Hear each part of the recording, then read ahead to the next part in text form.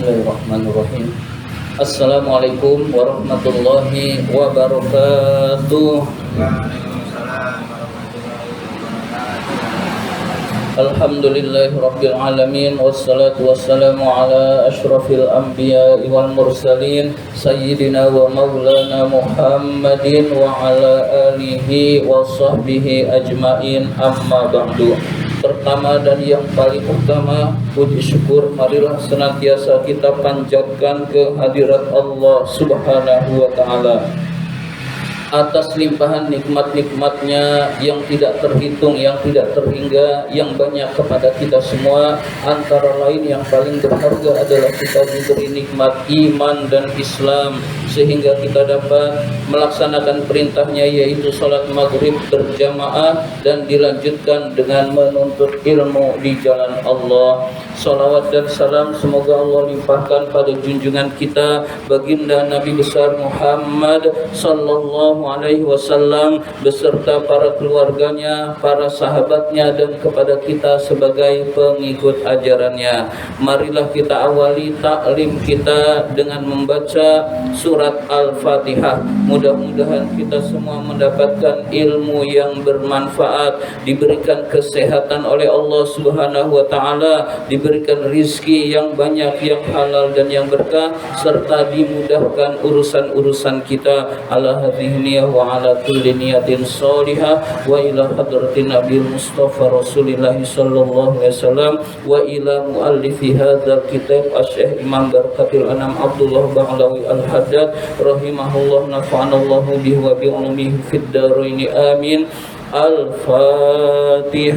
A'udzu billahi minasy syaithanir rajim. Bismillahirrahmanirrahim. Alhamdulillahi rabbil alamin. Arrahmanir rahim. Maliki yaumiddin. Iyyaka na'budu wa iyyaka nasta'in. Ihdinas siratal mustaqim. صراط الذين أنعمت عليهم غير المغضوب عليهم ولا الضالين آمين. Marilah kita lanjutkan taklim kita, pembahasan kitab An-Nasaihud Diniyah. Sekarang masih halaman 95. Masih halaman 95. 1, 2, 3, 4, 5, 6, 7, 8, 9, 10, 11, baris ke-11 dari bawah. Baris ke-11 dari bawah. Ya. Bismillahirrahmanirrahim. Qala Allah Ta'ala, Allah Subhanahu wa Ta'ala berfirman, innama yaftaril kadzibal ladzina la yu'minuna bi ayatillahi wa ulaika humul kadzibun. Sesungguhnya yang melakukan perbuatan dusta adalah orang-orang yang tidak beriman kepada ayat-ayat Allah. Jadi ayat ini tegas, orang yang berbohong itu enggak beriman kepada Allah. Orang yang berdusta itu tidak beriman kepada ayat-ayat Allah. Wa ulaika humul kadzibun, dan mereka itulah para pembohong. Maka kita tidak boleh berbohong, hadirin sekalian, karena itu bukan ciri orang yang beriman. Orang yang tidak beriman cirinya bohong, orang yang beriman cirinya tidak berbohong. Bahkan di dalam ayat ini, orang-orang yang berbohong itu bukan orang-orang yang beriman dengan ayat-ayat Allah. Na'udzubillah min dzalik. Jangan sampai kita berbohong, maka kita dikategorikan orang-orang yang tidak beriman kepada ayat-ayat Allah. Na'udzubillah min dzalik. Jadi yang paling besar bahaya lisan adalah berbohong. Kita jauhi berbohong itu, hadirin sekalian. Wa qala Allah Ta'ala, Allah Subhanahu wa Ta'ala berfirman, wa naj'al la'natallahi 'alal kadzibin, maka kami jadikan laknat Allah itu 'alal kadzibin, atas orang-orang yang bohong. Jadi orang-orang yang bohong dilaknat oleh Allah. Na'udzubillah min dzalik. Jangan sampai kita berbohong, karena akan dilaknat oleh Allah mendapat laknat oleh Allah Subhanahu wa taala.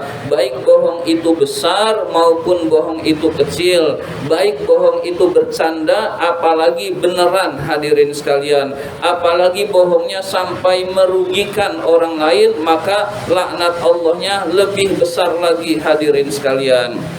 Wa qala alaihi salatu wassalam, Nabi alaihi salatu wassalam bersabda, man arada, barang siapa yang menginginkan, ayal ana, melaknat nafsahu, dirinya sendiri, fal yakdzib, maka berbohonglah.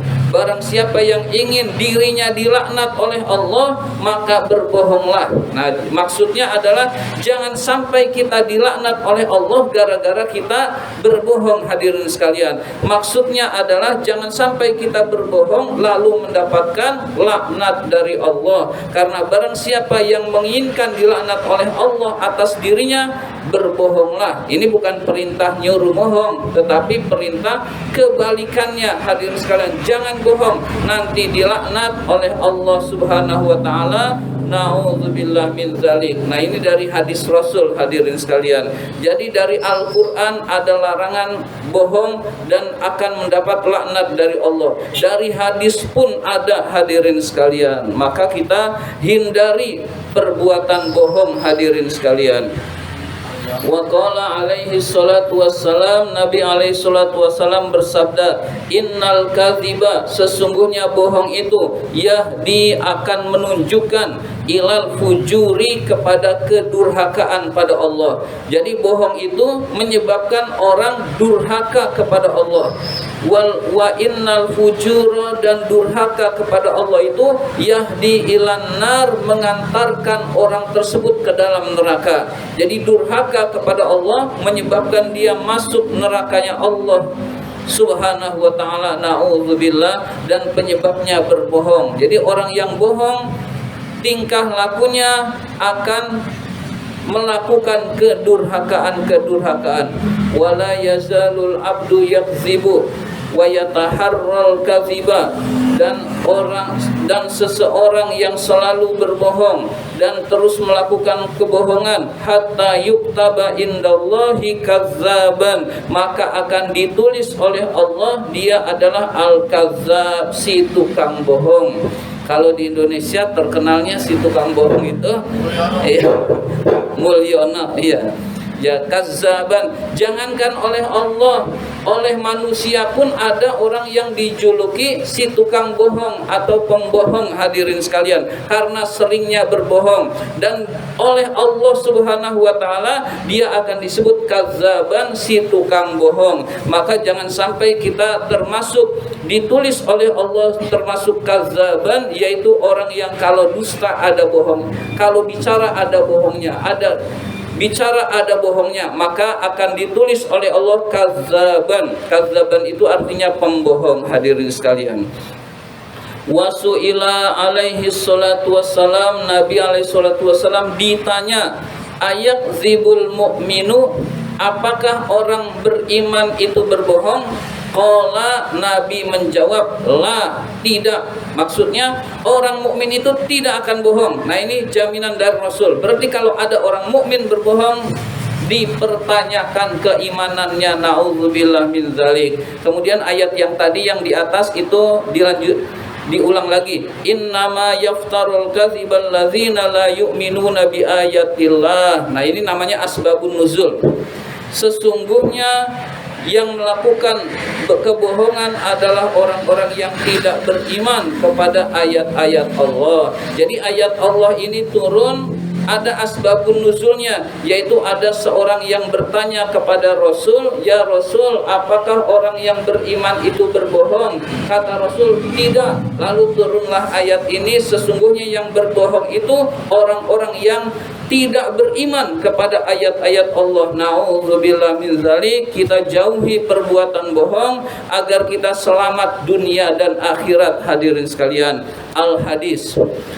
Wa min a'zami afatil lisan, di antara yang paling besar bahaya lisan adalah, ini bohong udah selesai, adalah al-ghibatu, ghibah, membicarakan keburukan orang lain. Jadi bahaya lisan yang paling besar, pertama berbohong, berdusta. Yang kedua adalah ghibah. Apa itu ghibah? Dijelaskan di dalam kitab ini, yaitu zikru akhokal muslima fi ghaibatihi, menyebutkan saudaramu sesama muslim pada saat dia tidak ada, bima yakrahu, apa-apa yang tidak dia sukai. Jadi menyebutkan yang tidak disukai dari sesama muslim, kalau dia dengar dia nggak suka. Lau sami'ahu, jika dia mendengarnya. Jadi membicarakan keburukan sesama muslim, itu namanya ghibah. Hadirin sekalian, kita dilarang oleh Allah untuk berghibah, yaitu membicarakan keburukan orang lain. Wasawaun zakartahu binaqsin, sama saja kamu menyebutkan kekurangannya, fi dinihi, di dalam agamanya. Dia kan nggak bisa sholat, nah kita ceritakan dia nggak bisa sholat. Dia kan tukang main judi, diceritakan dia tukang main judi. Dia kan berzina, diceritakan berzina. Itu namanya kekurangan di dalam agama, disebutkan, itu namanya ghibah. Au badanihi, atau badannya. Contoh badannya, misalkan dia kan kakinya pincang, nah itu juga ghibah. Jadi kekurangan badannya dia sebutkan, itu namanya ghibah. Hadirin sekalian, au ahlihi, atau keluarganya. Dia kan anaknya tukang mabuk, nggak ada keperluan apa-apa dia ngomong dia anaknya tukang mabuk, itu namanya membicarakan keluarganya, dosa juga. Hadirin sekalian, menceritakan kekurangan istrinya, itu juga dosa juga. Hadirin sekalian, agamanya, badannya, keluarganya, wa waladihi, dan anaknya, keburukan anaknya diceritakan, itu juga termasuk ghibah.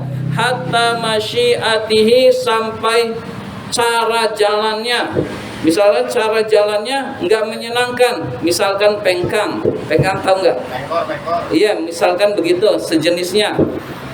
Jalan normal kan begini, kalau pengkang itu gini. Nah, misalkan dia membicarakan cara jalannya, maka itu dosa juga. Hadirin sekalian, wasaubihi, atau bajunya. Dia kalau beli baju ngutang, misalkan dia bajunya jelek-jelek, nah kita bicarakan bajunya saja, itu ghibah. Hadirin sekalian, wasairi ma yata'allaqu bihi, dan seluruh apa-apa yang berkaitan dengan orang muslim itu dilarang diucapkan, diceritakan, kalau itu berupa keburukan. Hadirin sekalian, kalau nggak ngucapin tapi nulis, hadirin sekalian, dijelaskan wasawaun, sama saja, fi dzalika, di dalam yang demikian itu, annutku, mengucapkan, bil lisani, dengan lisan, sama saja mengucapkan dengan lisan, wal kitabatu, atau menulis. Hadirin sekalian,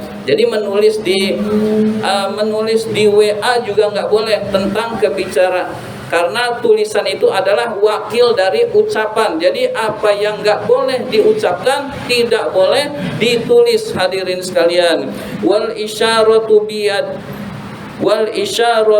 bil yadi, atau isyarat dengan tangan. Menjelaskannya nggak pakai mulut, nggak pakai tulisan, tapi dengan isyarat, itu pun tidak boleh. Hadirin sekalian, kadzalika, demikian, itu adalah dilarang oleh agama kita. Hadirin sekalian, maka jangan sampai kita berbohong, jangan sampai kita melakukan ghibah, karena kedua-duanya adalah dosa yang dilarang oleh Allah Subhanahu wa taala. Mudah-mudahan kita semua dipelihara lisan kita oleh Allah Subhanahu wa taala sehingga tidak berdusta dan tidak melakukan ghibah.